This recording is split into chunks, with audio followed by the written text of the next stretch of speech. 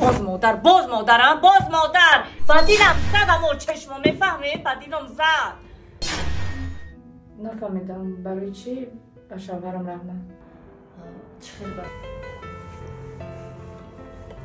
رجب علی ایبرانی. زنم جون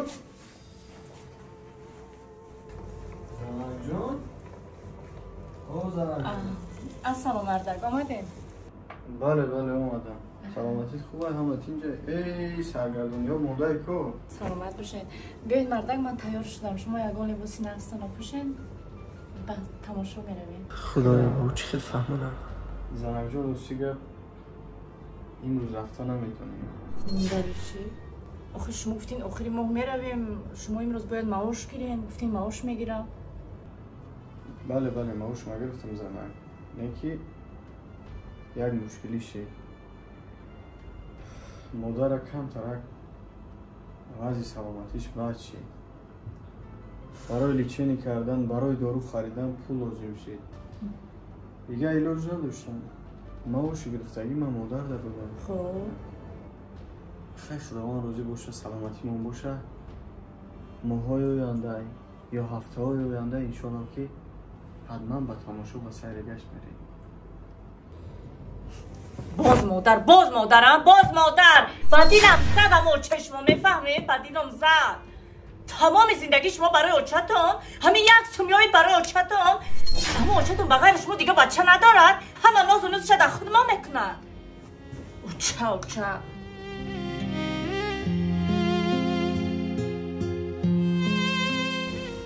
تخشو میفهمی من همین زندگی تا اوچت بیار زندگی که من رفتم.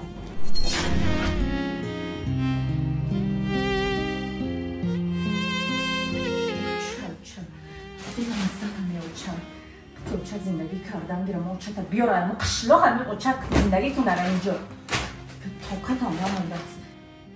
یک ماه دراز انتظار شد که معاش میگیرد یک جا میرویم یک چیز حلال میخوریم یک چیز میخریم این باشد معاش میگیرد اوچت جانش در روان میکنن. انتظار کردی که موچت بیار دارم قشلاق اینجا زندگی کنه.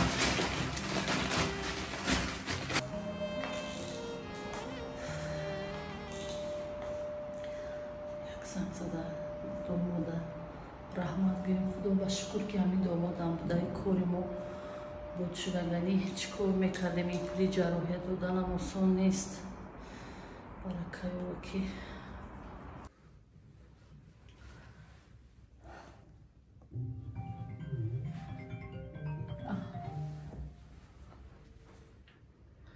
الو اوچه جان السلام سازن اوچه رحمت زنگ زدم گفتم که رحمت بیام به تو و شوهرت.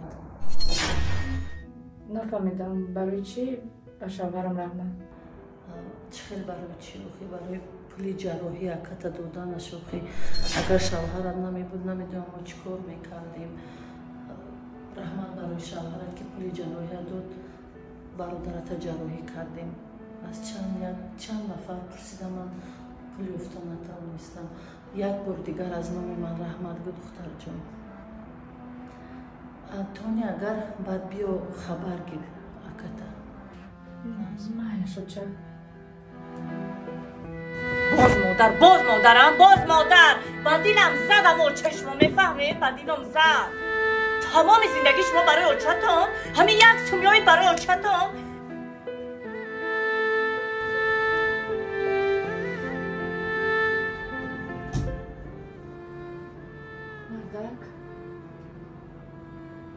خب گوش دارم. مردک جان سرگردان نشه. حاضر تلفن میجا شد 3 دقیقه شد علاقه تاکسی اومدگی پویونده ما تاکسی که کاروان ایکو کلون برد بوتو همه چیزوتا 100% میبره. بازی ما شاگرد گفتگی میاد تا پایان سدکه پدکه داری لباس داری چیزی داری همه‌اش نقطه به نقطه میبره ماشین دمی بالا راست خونه اوچت یگان سنت تاکسی ما تاکسی را گفتگیم میگیرم میبره. مردک جان اوچم زنگ زده بودند من خطای خود را فهمیدم بخشیش. من به هیچ کجا نمیروم. خوشگذرانم. اول اندیشه گفتم بعد گفتار. من سبب نگفتنم در اوه که تو زنی مایی تو خطیمه زندگی میکنی خجالت نشه که من مادری ترا من اکای ترا پول قرض دادم. خجالت نشه. حتی باشی؟ گپوی پس بلند گپ میزنی ها؟ برای همین ایسی پس اول اندیشه کرد. من این پولا بگی تاکسیش دادم. راست بال نیست. برای حرکت خبر بگی من یکون نیم ساعت پس بچه را میبینیم خدا خواهد و با نیسه را میام. فهمو؟ رحمان مردک شکر که شما هستی.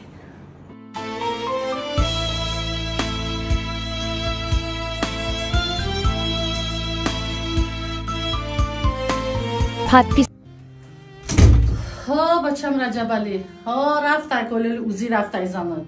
ای بچه گوش کن اگر همی حوزی اومد گفت که همیشه هم دخترای بگهی اومدی سید کاکوشا بور بخچاکوشا جمع میکنی میگیری میبری خونی اوچاش میپرده. فهمیدی؟ در کن نیست مودا دختر زوی.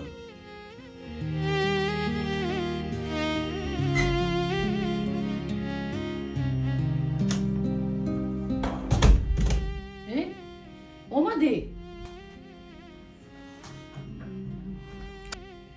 چی گفتم؟ خاله جان متاسفانه شام خورد. چی گفتم؟ متاسفانه شام خورد. یک چیخ ندرس. تو کدام موزی رفتی؟ نه کدام موزی رفتی؟ امی موزی ارزانک رفتی با هم؟ قطعی امی اوچت رفتی با هم؟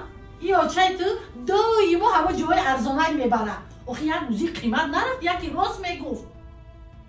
با دختر گفتم. تو دوتا دختر داری. بایسته آخه چی برگوره که دختر میزوی؟ برو رگه چای گردم کن. برو پشتی خونه که تو نمانه.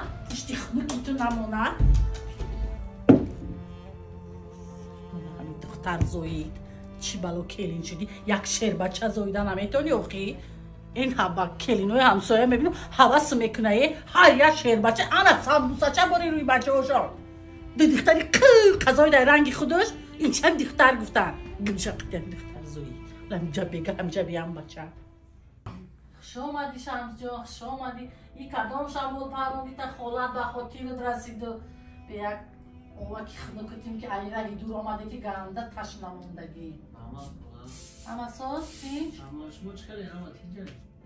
خوب خطینجا بچم چیگه رجبالی کجا داری؟ رجبالی همی سهر خور رفته بچم ولی همی زمان میبیویم همی نسترینی ما دوی ما همی زنی رجبالی میپرانم با چیگه؟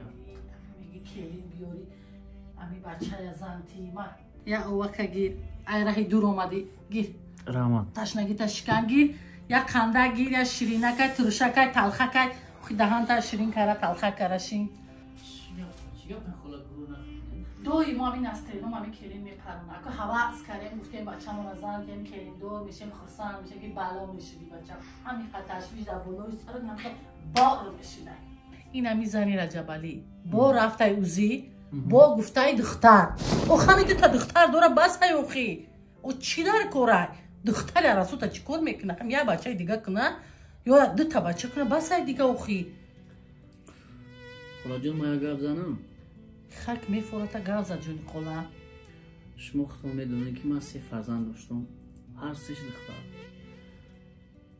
یک تا شهر دنیا گذشت روزی شکرانه خدا که 2 تاش هست سالی هر وقتی هم باید میزنه خیلی شما مادرین باید با بفهمین ای مادر نقص داره یکی روزی ما وقت خونه میدرم فرزنده هم میبینم دیگه مهم نیست که مادر بچه باشه دختر باشه هست ها جانی خاله راست میگیو نه که مرا میفوره که کلینم بچه داشته باشه من بچه دوست میدارم همین خودم که یک بچه حق دارم جانی خاله میفوره که همین بچه حقم 4-5 تا بچه داشته باشه میفوره من خونم پوری بچه باشه من بچه نغز میبینم мехоҳам намехоҳам дама намераи бача таваллуд карда. Гир дарда ширинка гир бисёр гап наза хуш омадӣ. Раҳмат.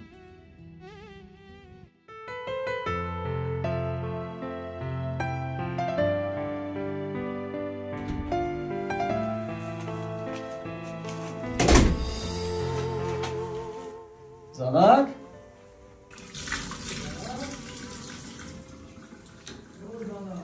Лабай мардак.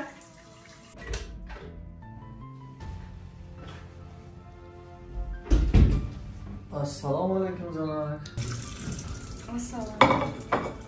Мана боши, Занак. Раҳмат. Чӣ дори, Занак? Хуб ҳастӣ? Омадем мардак? Духтар рафта омади охӣ? Чӣ гуфтам духтар?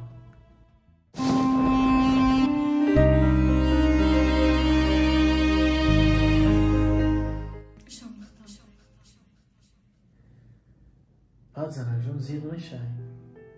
Як чиро фаромӯш накард. Одамизод бояд барои ҳар як доду нододи Худованд шукргузор боша. Занакҷон духтар боша ба ҷони дил қабул дорем.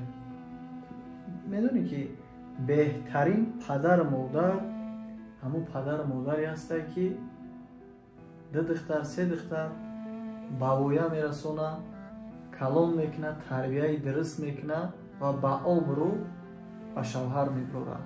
медонӣ ки беҳтарин падару модар анам падару модаранд. Занакҷон бисёриҳо дар орзуи фарзанданд, бисёриҳо нохуни фарзанда ёфта наметавонанд. барои ҳамин ҳеҷ вақт зиқ наша ки мо дута духтар дорем, яъни сеюмаш ба дунё меояд. фақат шукрона кардан дар кор барои буданашон. фаҳмидӣ мара? хоб муайне. Созим тинҷон.